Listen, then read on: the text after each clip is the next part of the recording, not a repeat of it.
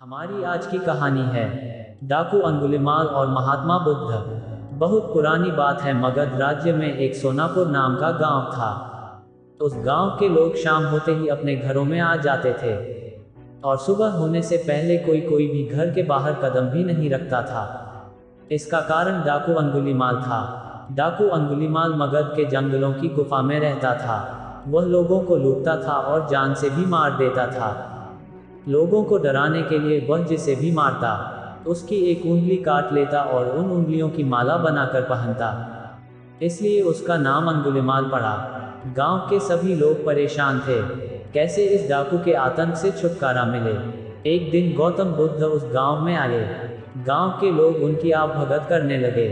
गौतम बुद्ध ने देखा कि गांव के लोगों में किसी बात को लेकर दहशत फैली है। तब गौतम बुद्ध ने गांव वालों से इसका कारण पूछा। ये सुनते ही गांव वालों ने अंगुलिमाल के आतंक का पूरा किस्सा उन्हें सुनाया। अगले ही दिन गौतम बुद्ध जंगल की तरफ निकल गए।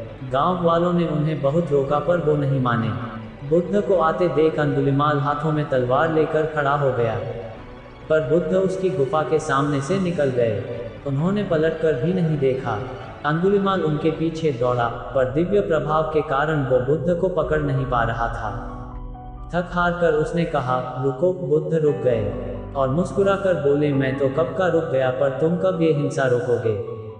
अंगुलिमाल ने कहा, सन्यासी, तुम्हें मुझसे डर नहीं लगता। सारा मगध मुझसे डरता है। तुम्हारे पास जो भी माल है निकाल दो, वरना जान से हाथ धो बैठोगे। मैं इस राज्य का सबसे शक्तिशाली व्यक्ति हूँ। बुद्ध जरा भी नहीं घबराए और बोले, मैं ये कैसे मान लूँ कि तुम ही इस राज्य के सबसे शक्तिशाली इंसान हो। तुम्हें ये साबित करके दिखाना होगा।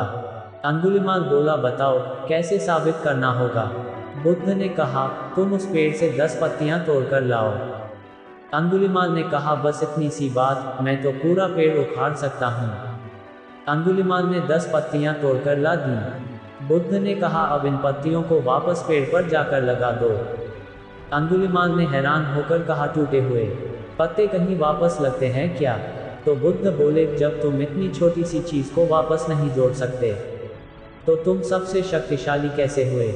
यदि तुम किसी चीज को जोड़ नहीं सकते तो कम से कम उसे तोड़ो मत। यदि किसी को जीवन नहीं दे सकते तो उसे मृत्यु देने का भी तुम्हें कोई अधिकार नहीं है। ये सुनकर अंगुलिमाल को अपनी गलती का एहसास हो गया और वह बुद्ध का शिष्य बन गया और उसी गांव में रहकर लोगों की सेवा करने लगा। आगे चलकर यही अंगुलिमाल बहुत बड़ा सन्यासी बना और अहिंसा के नाम से प्रसिद्ध हुआ।